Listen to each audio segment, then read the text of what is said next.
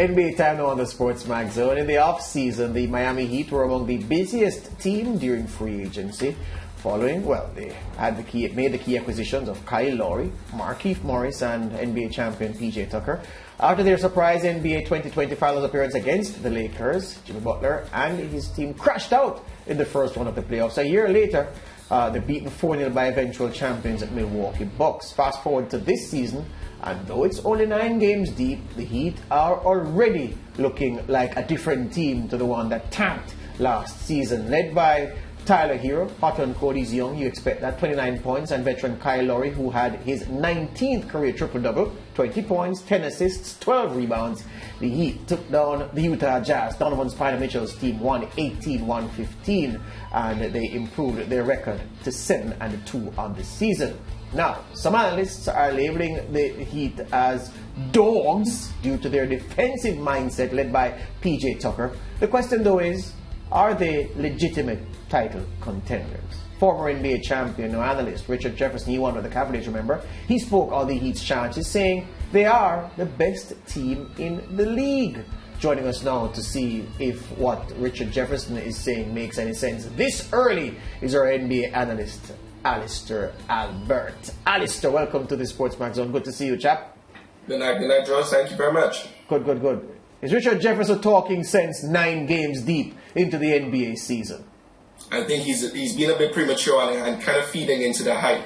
The Heat have played really well, of course. You know, they are 7-2 on the season and have had some really, eye-opening wins, although it's really early in the season. And, they have a team that is kind of built to withstand the length of the season and go on into the postseason and kind of really make some noise when they get there. But to say that they are the best team in the league, I'm not too sure. It's too early to say that right now. We have the Warriors, who have been playing some really good ball. In Mariah's little update there, we've seen that they're now leading the league now with 8-1 record, and Klay Thompson is still yet to come back. We have the whole situation with the Brooklyn Nets. We don't know what's going to happen with Kyrie, but they're right there and always will be a contender. You cannot disregard the former the last champions from the last season, Milwaukee Bucks. Yes, they're having a bit of a up and down season, but they're still trying to get their legs back under them. I think Richard Jefferson was just really trying to feed into it, but I think he's onto something in terms of the Miami Heat being a real contender for the championship this year. But to say they're the best team in the league right now, I think it's a bit too early to say. Question. I thought that the Heat would have struggled, well, the season when they went to the NBA Finals, the bubble season, let's call it that, I thought they would have struggled from not having an elite creator, playmaker in the team. They made me and others who thought that way look stupid. Last year, though, we looked like geniuses because we cited that again and it beat them in the you-know-where. This year, they've added Kyle Lowry.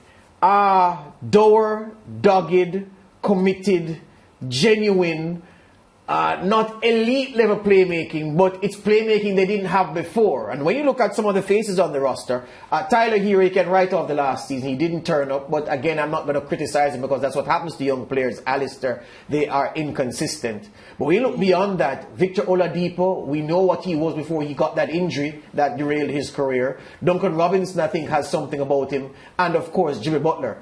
I'm seeing Kyle Lowry having an effect with the role that he creates, with the role that he plays on the floor to make this team much better than they were last year. I'm not sure it's going to be the 2020 levels where they get to an NBA final. What say you? No, I think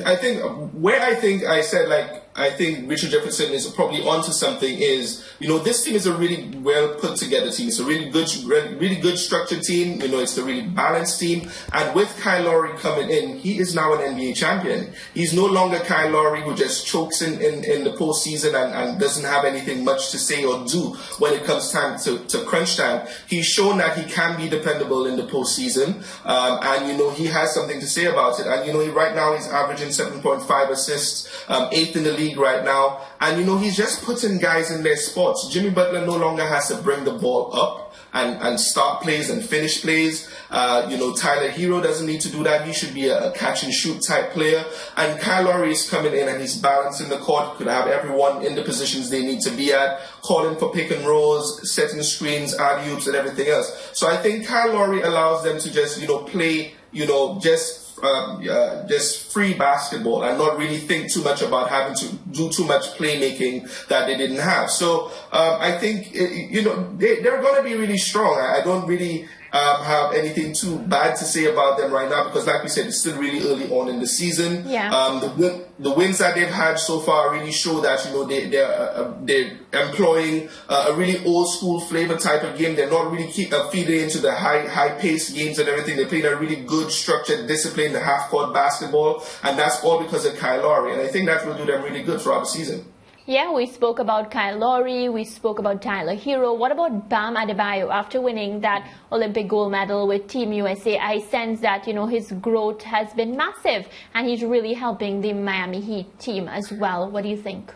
Every single player who comes from the USA circuit during the summertime, they always come back with some added skills, some added confidence, and they end up producing a lot better in the follow-up season after the Olympic Games. Bam Adebayo is exactly that. He's showing that right now, 19 points and 12 rebounds per game. He's just playing within the flow of the offense. He's not trying to do too much. He's picking his spots where he's taking some mid-range shots, hook shots, taking some jump shots and everything, but he's not forcing the game. And I think that can be really as a product of coming from Greg Popovich's tutelage during the summer, but also coming in with and staying within a very consistent and continuous system with Eric Spoelstra, where he knows where he needs to be now. He's now in the league for 3-4 years, and he understands what it needs to be. He's been an all-star, and he's here to carry the team alongside these other veteran players that are there right now. He's not just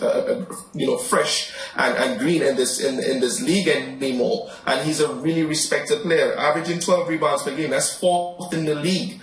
So he's really getting out there and producing, and I think he, alongside Jimmy Butler, Tyler Hero, Kyle Lowry, and everyone, they will be a really difficult team to break because they have guys who play their roles excellent and really well. Maybe not elite because none of their players really are what you would call elite in this day. Although Jimmy Butler might have something to say about that, but they just play together. And that continuity and that camaraderie as a team and playing for each other, that doggedness will serve them well. Excellent. Good stuff. Thank you very much. All the best, Alister. That's all the time we have. We'll talk again.